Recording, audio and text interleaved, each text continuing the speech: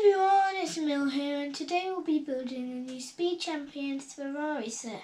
And I'm gonna build this today, and yeah, I'm gonna open it up and see how many bags and how much things there are in here. So, one bag, looks like it's a number 2.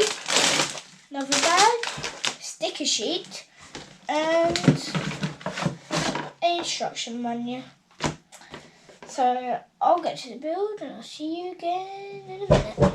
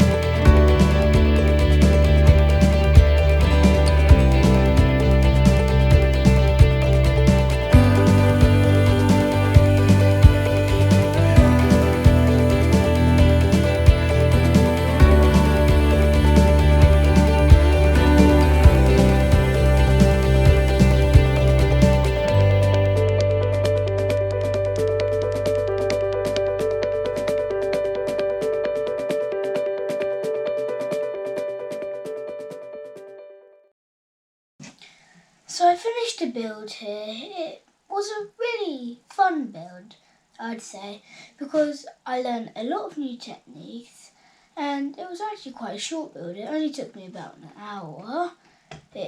I think it's really cool, the quite old Ferrari.